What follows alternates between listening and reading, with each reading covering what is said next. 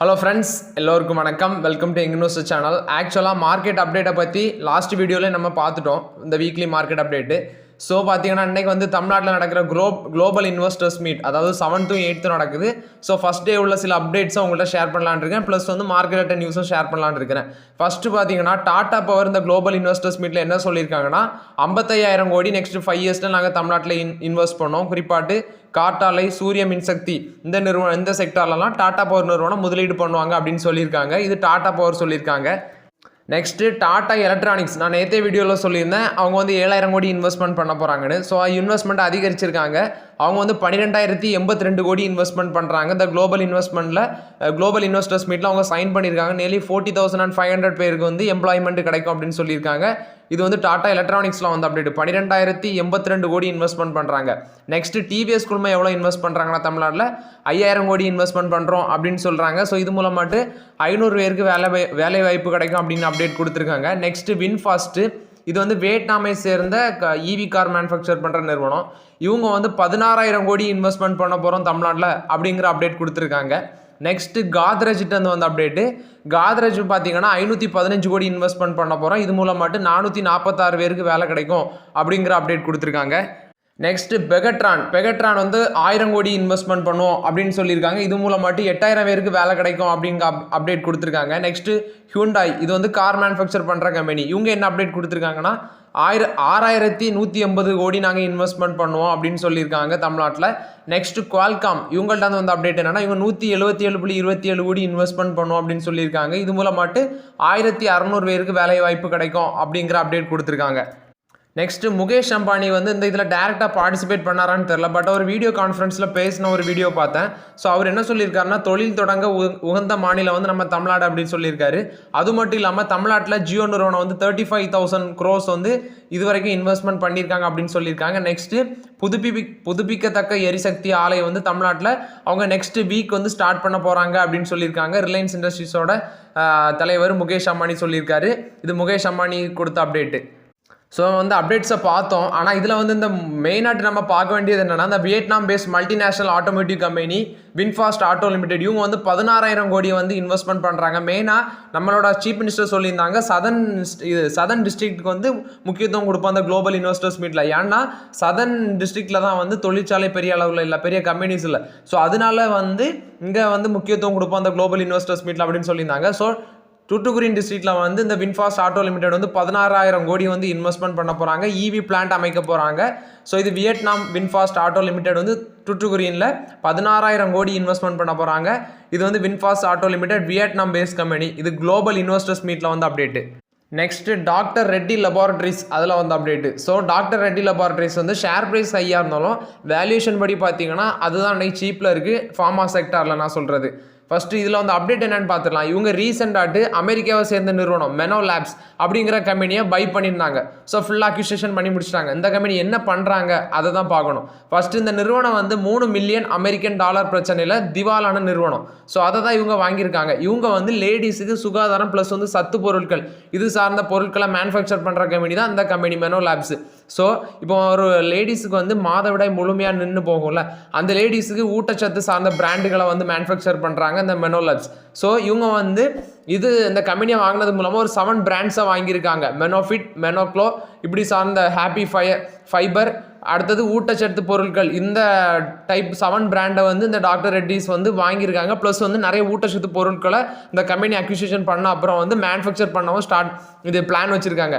Next இந்த Mano lab company சொன்னால, இது மாதிரி மெனோ லேப் அப்படிங்கிற ஒரு செல்ஃபோன் செயலி, அதாவது மொபைல் ஆப், அதையும் வந்து டாக்டர் ரெட்டிஸ் வாங்கியிருக்காங்க. ஸோ அமெரிக்கன் மார்க்கெட்லேயே வந்து இவங்க ஸ்ட்ராங்காக கால் ஊன்றதுக்கு இது ஒரு புதிய இந்த பர்ச்சேஸ் வந்து நல்ல ஒரு உதவிகரமாக இருக்கும் அப்படின்னு சொல்லி நிறைய நிபுணர்கள்லாம் சொல்லியிருக்காங்க. இது டாக்டர் ரெட்டிஸில் வந்து ஒரு positive update. Tamil Nadu global investors மீட்டில் சிங்கப்பூர் சேர்ந்த கம்பெனிஸ் பார்த்தீங்கன்னா, அதாவது சிங்கப்பூர்லேருந்து வந்த கம்பெனிஸ் கிட்டத்தட்ட 31,000 கோடி முதலீடு பண்ணியிருக்காங்க அப்படிங்கிற அப்டேட் கிடச்சிருக்கு. சிங்கப்பூர் சார்ந்த நிறுவனங்கள் பார்த்தீங்கன்னா தமிழ்நாடு குளோபல் இன்வெஸ்டர்ஸ் மீட்டில் 31,000 கோடி வேல்யூ இன்வெஸ்ட்மெண்ட்டுக்கு கையெழுத்து பண்ணியிருக்காங்க அப்படிங்கிற அப்டேட்டும் கிடச்சிருக்கு. நெக்ஸ்ட்டு அமெரிக்காவில் வந்து ஒரு அதிர்ச்சி செய்தி, ஒரே கூகுள் மீட்டில் 200 பேரை வேலையை விட்டு தூக்கியிருக்காங்க. யாராவது நம்புவீங்களா? ஆக்சுவலாக அமெரிக்காவில் ஒரு ஃபேமஸான ஸ்டார்ட் அப் கம்பெனி தான் ஃப்ரண்டஸ்க். இவங்க வந்து ஒரே கூகுள் மீட்டில் இந்த 200 பேரை வேலையை விட்டு தூக்கியிருக்காங்க அவங்க கம்பெனியில். ஸோ இவங்க வந்து என்ன பிஸ்னஸ் மாடல்லாம், அந்த கம்பெனியோட பிஸ்னஸ் மாடலை சொல்லிடுறேன். இந்த பெரிய பெரிய அப்பார்ட்மெண்ட் ஹவுஸுக்கு வந்து ஃபர்னிஷிங் பண்ணி கொடுப்பாங்க. ஸோ இதே மாதிரி தான் 7 months பிஃபோர் பார்த்தீங்கன்னா ZenCity அப்படிங்கிற ஒரு கம்பெனி வந்து இதே மாதிரி 7 months பிஃபோர் வந்து அந்த கம்பெனியோட எம்ப்ளாயிஸை வேலையை விட்டு தூக்குனாங்க.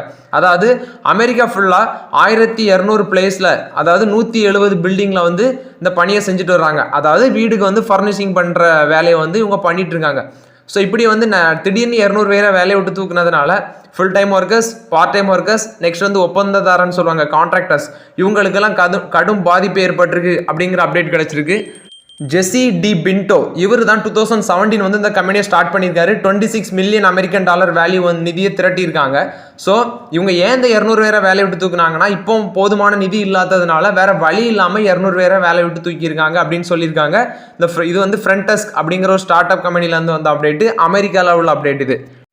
கமெண்டில் வந்து ஒரு நண்பர் வந்து அதானி டோட்டல் கேஸ் பற்றி கேட்டிருந்தாரு. ஸோ அதை பற்றி எக்ஸ்பிளைன் பண்ணிடுறேன். ஷேர் ப்ரைஸ் பார்த்தீங்கன்னா லாஸ்ட் டே 1089 க்ளோஸ் ஆயிருந்து. ஸோ நான் பர்சனலாக அதானி குரூப்ஸ் பங்கில் வந்து இன்வெஸ்ட்மெண்ட் பண்ண மாட்டேன். ஸோ நான் இவருக்கு நண்பர் கேட்டதுனால சொல்கிறேன். மார்க்கெட் கேபிட்டல் 1.20,000 lakh crore இருக்குது, அதாவது 1,20,000 கோடி இருக்குது. பி ரேஷியோ 209 இருக்குது. இந்த ரேஞ்சில் எப்படி ப்ரோ ஷேர் வாங்க முடியும்? ஆல் டைம் ஹை பார்த்தீங்கன்னா 4000 இருந்த பங்கு இன்றைக்கி ஒரு 1089 ரூபாய்க்கு ஏன் வந்துச்சு? ஹிண்டன்பர்க் ரிப்போர்ட் வந்தல, அப்போ வந்து ஒரு ஸ்டாக் வந்து 85% கீழே விழுந்துன்னு நினைக்கிறேன். அது இந்த ஸ்டாக் தான் நினைக்கிறேன். அதானி குழும பங்கில் ஒரு ஸ்டாக் 85% அடி வாங்கிச்சு ஹிண்டன்பர்க் ரிப்போர்ட்டுக்கு அப்புறம். அது இந்த ஸ்டாக்னு தான் நினைக்கிறேன். எனக்கு தெரிஞ்சு ஆல் டைம் ஹை 4000, இப்போ வந்து 1089 லாஸ்ட் டைம் 2% மேலே அடிச்சிருக்காங்க அந்த ஸ்டாக்கை. ஸோ நான் அதானி குழும பங்கில் இன்வெஸ்ட் பண்ண மாட்டேன். உங்களோட ஓன் ஒப்பீனியன், நீங்கள் இன்வெஸ்ட் பண்ணலாம். பி ரேஷியோ 209 இருக்குது. இந்த வேல்யூவேஷனில் நீங்கள் வாங்கிக்கலான்னு நீங்கள் டிசைட் பண்ணிக்கோங்க. நெக்ஸ்ட்டு அதானி டோட்டல் கேஸ் பார்த்தீங்கன்னா நான் சொன்ன மாதிரி 85% கீழே வந்து, அதாவது 100 ரூபா ஒரு ஷேர் இருக்குன்னா 15 ரூபாய்ட்டு மாறிச்சு. அதுதான் அந்த அதானி டோட்டல் கேஸ். ஸோ தயவு செய்து ஹைலி லீவரேஜ் பங்கில் இன்வெஸ்ட்மெண்ட் பண்ணாதீங்க. இது என்னோட ஒப்பீனியன். நான் வந்து அதானி குரூப் ஸ்டாக்ஸில் இன்வெஸ்ட் பண்ண மாட்டேன். உங்களோட ஓன் ஒப்பீனியன், நீங்கள் விருப்பப்பட்டால் இன்வெஸ்ட் பண்ணலாம். ஓகே ஃப்ரெண்ட்ஸ், உக்ரைனுக்கும் ரஷ்யாவுக்கும் போர் நடக்குது. ஸோ இந்த டைமில் வந்து ரஷ்யா வந்து இந்தியாவுக்கு வந்து சீப் ப்ரைஸில், அதாவது டிஸ்கவுண்ட் ப்ரைஸில் வந்து நமக்கு கச்சா எண்ணெய் கொடுத்தாங்க. ஸோ அதை வந்து இந்தியா வாங்கணும். ஆனால் இப்போ வந்து அப்டேட் என்னன்னா, ரீசெண்டாட்டு நம்ம வந்து இந்தியா ருப்பியிலே அவங்க வாங்கலாம் அப்படின்னு சொன்னாங்க. நெக்ஸ்ட் ரஷ்யா என்ன சொன்னாங்கன்னா, நீங்கள் யுவானில் வாங்குங்க, இந்திய ருப்பியை வச்சு நாங்கள் என்ன பண்ண முடியும் அப்படின்னு சொன்னாங்க. ஸோ அதனால இப்போ மத்திய அமைச்சர் இந்த ஹர்தீப் சிங் பூரி வந்து ஒரு அப்டேட் கொடுத்துருக்காரு. அதாவது இந்த பேமெண்ட்டில் பிரச்சனை இல்லை, இந்த அவங்க வந்து ப்ரைஸை இன்க்ரீஸ் பண்ணியிருக்காங்க. அதாவது ரஷ்யா மேலே $60 மேலே நீங்கள் வந்து கச்சா எண்ணெய் விற்கக்கூடாது அப்படிங்கிற ஒரு தடை இருக்குது. ஸோ மேபி அவங்க மீறினாங்களா என்னன்னு தெரில. ஸோ இப்படி அப்டேட் கொடுத்துருக்காங்க. அவங்க ப்ரைஸை இன்க்ரீஸ் பண்ணியிருக்காங்க. அதனால தான் நாங்கள் அவங்கள்ட்ட இப்போ வாங்குறத கம்மி பண்ணியிருக்கோம் அப்படின்னு சொல்லியிருக்காங்க. இந்தியா பார்த்தீங்கன்னா ஒரு நாள் ரஷ்யாவிலேருந்து கச்சா எண்ணெயை ஒரு நாளைக்கு 15 லட்சம் பேரல் அளவுக்கு வாங்குறாங்க. ஸோ இப்போ இவங்க திடீர்னு இந்த ப்ரைஸை ரைஸ் பண்ணதுனால, அதாவது அவங்க மேலே $60 மேலே கச்சா எண்ணெய் விற்கக்கூடாது அப்படிங்கிற ஒரு தடை இருக்குது. ஸோ அதை அவங்க மீறியிருப்பாங்க அப்படின்னு நான் நினைக்கிறேன். அதாவது இந்த ஹர்தீப் சிங் பூரி அதை தான் சொல்லியிருக்காரு. ரஷ்யா வந்து கச்சா எண்ணெய் நல்ல விலைக்கு தரல. அது மட்டும் இல்லாமல் எந்த நாடு வந்து கம்மி ப்ரைஸில் கச்சா எண்ணெய் தராங்களோ அவங்கள்ட்ட தான் நாங்கள் வாங்குவோம். ஆனால் எந்த நாடு வந்து கம்மி ப்ரைஸில் கச்சா எண்ணெய் கொடுக்காங்க அந்த லிஸ்ட்டையும் கொடுக்கல. கச்சா எண்ணெய் வந்து இம்போர்ட் பண்ணுறதுல இந்தியா 3rd பிளேஸில் இருக்குது. அதுலேயும் ரஷ்யாவில் உள்ள கடலில் தான் அதிகமாட்டு கச்சா எண்ணெய் எடுக்கிறாங்க. அவங்க கடல்லேருந்து எடுக்கிற பங்கும் அதிகம் இப்போது வரைக்கும். ஆனால் கச்சா எண்ணெய் இம்போர்ட் பண்ணுறதுல எந்த பாதிப்பும் இல்லைன்னு சொல்லி ஹர்தீப் சிங் பூரி அப்டேட் கொடுத்துருக்காரு. இது வந்து க்ரூட் ஆயில் சம்மந்தமான அப்டேட்டு. நெக்ஸ்ட்டு, அதாவது பெட்ரோல் கூட எத்தனால் கலக்கும் அப்படின்ட்டு நிறைய நியூஸ் கேள்விப்படுறோம். ஸோ அதனால என்ன பயன், எவ்வளோ கோடி லாபமாகுது தெரியுமா, அதை பற்றி தான் பார்க்க போகிறோம். நிறைய குளோபல் சேஞ்சஸ், கிளைமேட் சேஞ்சஸ்லாம் நடக்குது. ஸோ இதனால படிமை எரிபொருளை கொஞ்சம் கொஞ்சமாக நீக்கி பசுமை ஆற்றலை கொண்டு வரணும் அப்படின்னு சொல்லி தான் நம்ம இந்தியா வந்து நிறைய முயற்சி எடுத்துகிட்டு வராங்க. இதில் ஒரு ஃபேக்ட் தான் பெட்ரோலோட எத்தனால் அப்படிங்கிற சாராயத்தை மிக்ஸ் பண்ணுறது. ஸோ இந்த பெட்ரோலோட எத்தனால் அப்படிங்கிற சாராயத்தை கலக்கும் போது எவ்வளோ லாபம் ஆயிருக்குன்னு பார்த்தீங்கன்னா 2022-23 இந்த நிதியாண்டில் மட்டும் 24,300 கோடி லாபமாயிருக்கு, அவ்வளோ ரூபா மிச்சமாயிருக்கு அப்படின்னு சொல்லி பெட்ரோலியத்துறை அமைச்சர் ஹர்தீப் சிங் பூரி சொல்லியிருக்காரு. அதாவது இந்த எண்ணெய் ஆயில் மார்க்கெட்டிங் கம்பெனிஸ் இருக்காங்கல்ல, இவங்க வந்து இப்படி இந்த பெட்ரோல் கூட எத்தனால் கலக்கிறது மூலமாட்டு 509 கோடி லிட்டர் பெட்ரோல் வந்து சர்வதேச நாடுகிட்ட வந்து வாங்கி விற்கிறது வந்து கம்மியாகும் அப்படின்னு சொல்கிறாங்க. நெக்ஸ்ட் இந்த பெட்ரோலில் மட்டும் 19,300 கோடி ரூபா அளவுக்கு விவசாயிகளுக்கு லாபம் கிடைக்குது அப்படின்னு சொல்கிறாங்க. இப்படி இந்த எத்தனால் கூட பெட்ரோலை கலக்கும் போது மொத்தமாட்டு நம்ம கரி அமில வாயு வந்து வெளியேற்றோம்ல, இது வந்து எவ்வளோ கம்மியாகுதுன்னா 108 லட்சம் மெட்ரிக் டன் வந்து குறைக்கலாம் அப்படிங்கிற அப்டேட்டும் கொடுத்துருக்காங்க. பப்ளிக் செக்டர் ஆயில் மார்க்கெட்டிங் கம்பெனிஸுக்கு இது மூலம் மட்டும் ஒரு ஊக்கத்தொகையாட்டு 1 லிட்டர் எத்தனாலுக்கு பார்த்தீங்கன்னா 6.87 பைசே ருபீஸ் வந்து லாபம் கிடைக்குது அப்படின்னு சொல்லியிருக்காங்க. சி மொலாசஸ் அப்படிங்கிற ஒரு பொருள்லேருந்து அந்த எத்தனால் மேனுஃபேக்சர் பண்ணுறாங்க. அதாவது விவசாயிகிட்ட வந்து கரும்பு வாங்குறாங்க. ஸோ அதை இது சர்க்கரையாட்டு மாற்றும் போது ஒரு உபப்பொருள் கிடைக்கும் அப்படின்னு சொல்கிறாங்க. அதை வந்து ஒரு ப்ராடக்டாக மாற்றும் போது தான் அந்த எத்தனால் கிடைக்குது அப்படின்னு சொல்கிறாங்க. இது வந்து கணிசமாட்டு பெட்ரோல் பயன்பாடு வந்து குறைக்க உதவும் அப்படின்னு சொல்கிறாங்க. ஏப்ரல் 2023 20% எத்தனால் கலந்து பயன்படுத்துகிற திட்டம் வந்து, அதாவது பெட்ரோல் கூட எத்தனாலை மிக்ஸ் பண்ணி விற்கிறது வந்து 20% ஆட்டிருக்கு அப்படின்னு சொல்கிறாங்க. 2029 to 30 அந்த காலகட்டத்தில் 30 விழுக்காடாட்டு சேஞ்ச் பண்ண நம்மளோட சென்ட்ரல் கவர்மெண்ட் வந்து ரொம்ப முயற்சி எடுக்கிறாங்க. ப்ளஸ் வந்து 2070 வந்து 100%, அதாவது பெட்ரோலோட எத்தனால கலக்கிறனால அது வந்து 100% இருக்கணும். ப்ளஸ் வந்து காரிய அமில வாயு வெளியேற்றதை வந்து முற்றிலும் தடுக்கணும் அப்படிங்கிற ஒரு அப்டேட் கொடுத்துருக்காங்க. உலகத்திலே பார்த்தீங்கன்னா இந்த எல்பிஜி சிலிண்டர்ஸ் அதிகமாட்டு பயன்படுத்து எல்பிஜி பயன்படுத்துறதுல பார்த்தீங்கன்னா 3வது பெரிய நாடாட்டு நம்ம இது இருக்குது. 4வது பெரிய நாடாட்டு எதில் இருக்காங்கன்னா ஆட்டோமொபைல் மார்க்கெட்டில் வந்து 4வது பெரிய நாடாக இருக்குது அப்படின்னு சொல்லியிருக்காங்க. இது யார் சொல்லியிருக்காங்கன்னா பெட்ரோலியத்துறை அமைச்சர் ஹர்தீப் சிங் பூரி தான் சொல்லியிருக்காரு. 6.3 பங்களிப்பை பார்த்தீங்கன்னா 15 விழுக்காடாட்டு மாற்றணும். அது மட்டும் இல்லாமல் இதுக்கு வேண்டிய 67 பில்லியன் அமெரிக்கன் டாலரை நெக்ஸ்ட் 5 to 6 இயர்ஸில் இன்வெஸ்ட்மெண்ட் பண்ண போகிறாங்க அப்படின்னு சொல்லியிருக்காங்க ஹர்தீப் சிங் பூரி. இது நம்ம இந்தியன் கவர்மெண்ட் வந்து அப்டேட்டு. நெக்ஸ்ட்டு நம்ம இந்தியாவில் பிப்ரவரியில் இடைக்கால பட்ஜெட், அதாவது நமக்கு வந்து மேலே வந்து எலெக்ஷன் வந்துடும். ஏப்ரல் மேலே எலெக்ஷன் அதோட ப்ராசஸ் ஸ்டார்ட் ஆயிரும். ஸோ அதனால் அந்த இடைக்கால பட்ஜெட் வந்து தாக்கல் பண்ணுவாங்க பிப்ரவரியில். ஸோ அந்த அப்டேட் பார்த்தீங்கன்னா அந்த பட்ஜெட் தாக்கல் பண்ணும்போது சீனாவுக்கு வந்து அது ஒரு சவாலாக இருக்கும் அப்படின்னு சொல்லியிருக்காங்க. அதாவது சீனாவுக்கு மாற்றாட்டு இந்தியாவில் தான், அதாவது மேனுஃபேக்சர் ஃபேக்ட்ரி அப்படின்னு எடுத்தாலே அது சீனா தான் அப்படின்னு சொல்கிறாங்க. ஆனால் இப்போ சீனாவில் வந்து உற்பத்தி பாதிக்கப்பட்டிருக்கு. இந்தியாவை வந்து உற்பத்தியில் ஒரு சிறந்த நாடாக மாற்றுறதுக்கு இந்த பட்ஜெட்டில் அதிக சலுகையை அறிவிப்பாங்க நம்மளோட ஃபினான்ஸ் மினிஸ்டர் அப்படிங்கிற ஒரு எதிர்பார்ப்பு வந்திருக்கு. ஸோ இது மட்டும் இல்லாமல் உள்நாட்டு மார்க்கெட்டை வந்து அதிகரிக்கணும் அப்படின்னு சொல்லி இது ஒரு நல்ல வாய்ப்பாக இருக்கும். ஸோ பல ஆண்டுகளாக பார்த்தீங்கன்னா உற்பத்தியில் கொடிகட்டி பறந்தது இந்த சீனா தான். ஸோ இப்போ ரீசெண்டாக அவங்க சில பின்னடைவை சந்திச்சிருக்காங்க. குறிப்பாட்டு உலகிலே ஃபேக்ட்ரி அப்படின்ற பேரை வந்து இந்த நிலம் மாற்றிருக்கு அப்படிங்கிற ஒரு அப்டேட்டும் கொடுக்குறாங்க. சீனா தைவான் இந்த 2 கண்ட்ரிஸ் கூடயும், இந்தியா தைவான் இந்த 2 கண்ட்ரிஸ் கூடயும் சீனா சண்டை போட்டுட்ருக்காங்க. ஸோ இதனால சீனாவோட உற்பத்தி பாதிச்சிருக்கு. குளோபல் லெவலில் உள்ள சில விஷயங்களும் சீனாக்கு எகென்ஸ்டாக இருக்குது அப்படிங்கிற அப்டேட். நெக்ஸ்ட்டு அமெரிக்காவுக்கும் சீனாவுக்கும் இடையே ஒரு போர் நடக்கிறது மாதிரி இருக்குது. ஸோ அவங்களோட இந்த வர்த்தக போர் அது ஒரு பக்கம். நெக்ஸ்ட் சீனாக்கும் அமெரிக்காவுக்கும் சுத்தமாகவே ஆகாது, அது ஒரு பக்கம். நெக்ஸ்ட் சீனா வந்து இப்படி நிறைய நெருக்கடியை சந்திச்சுட்டு இருக்காங்க.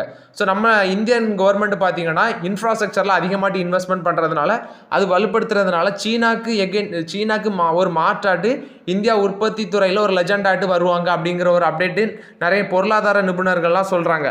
நெக்ஸ்ட்டு ஆப்பிள் ஐஃபோன்னாலே சீனாவில் தான் அதிகமாட்டு எக்ஸ்போர்ட் ஆகும் அப்படிங்கிற ஒரு நிலையில் இருந்ததை இப்போ மாற்றி இந்தியாவில் வந்து கணிசமாட்டு ஆப்பிள் ஐஃபோன் எக்ஸ்போர்ட் பண்ணுறாங்க மற்ற கண்ட்ரிஸுக்கெலாம். ஸோ இதனால இந்தியாவில் வந்து நிறைய குளோபல் கம்பெனிஸில் வந்து வலுவாட்டு கால் ஊண்டி அதிகமாட்டு இன்வெஸ்ட்மெண்ட் பண்ணுறாங்க. ஸோ இதனால சீனாவை நம்பி இருக்க வேண்டிய அவசியம் இல்லை. ஸோ அந்த பட்ஜெட்டில் வந்து நிறைய PLI இன்சென்டிவ் ஸ்கீம் இப்போ நிறைய கொண்டு வந்திருக்காங்க. அதாவது கம்பெனிக்கு ஒரு ப்ரொடக்ஷன் இன்சென்டிவ் ஸ்கீம் மாதிரி. ஸோ அதுவும் இந்த பட்ஜெட்டில் வந்து அதிகமாட்டு கம்பெனிஸுக்கு இருக்கும் அப்படின்னு மானியம்லாம் அதிகமாட்டு இருக்கும்னு சொல்லியிருக்காங்க. ரீசெண்டாக தான் இந்தியா, ஆஸ்திரேலியா, பிரிட்டன், கனடா இந்த கண்ட்ரிஸ் கூடலாம் ஒரு பரஸ்பர ஒப்பந்தம் கையெழுத்து போட்டாங்க. பிரதமரோட கதி சக்தி தேசிய பொருட்கள் சேமிப்பு கொள்கையை பார்த்தீங்கன்னா இதுவும் இந்தியாவில் உற்பத்தி துறையை மேம்படுத்த உதவும் அப்படின்னு சொல்லி ஃபேமஸ் எக்கனாமிஸ்ட்லாம் சொல்லியிருக்காங்க. அது மட்டும் இல்லாமல் direct investment, foreign direct investment வந்து உற்பத்தி சார்ந்த ஊக்கத்தொகை இந்த திட்டங்கள்லாம் இந்தியாவில் மேனுஃபேக்சரிங்கை அதிகமாக்கும் அப்படின்னு சொல்லி நம்ம எக்ஸ்பெக்ட் பண்ணுறோம். ப்ளஸ் வந்து தமிழ்நாடும் கர்நாடகாவும் வந்து அந்த முற்போக்கு சிந்தனையில் யோசித்து திங்க் பண்ணுறதுனால க்ரோத் இருக்குது. ப்ளஸ் வந்து சம் அதர் இது ஸ்டேட்லாம் பார்த்தீங்கன்னா இந்த க்ரோத்துக்கு கொஞ்சம் தடையாக இருக்காங்க அப்படிங்கிற அப்டேட்டும் கொடுத்துருக்காங்க. இது நம்ம இந்தியாவிலேருந்து வந்து அப்டேட்டு. பட்ஜெட்டில் என்ன வரும்னு நம்ம கொஞ்சம் பொறுத்திருந்து பார்ப்போம். ஓகே ஃப்ரெண்ட்ஸ், இந்தியன் எக்கனாமி சார்ந்த சம் இன்வெஸ்ட்மெண்ட் நியூஸ் எல்லாம் பார்த்தோம். ஸோ இதெல்லாம் ரொம்ப இம்பார்ட்டன்ட் அப்டேட்டு. ஸோ இந்த வீடியோ உங்களுக்கு பயனுள்ளதாக இருக்குன்னு நினைக்கிறேன். ஸோ இந்த வீடியோ பிடிச்சிருந்தா லைக் பண்ணுங்கள், சப்ஸ்கிரைப் பண்ணுங்கள், கமெண்ட் பண்ணுங்கள். Okay friends, thank you.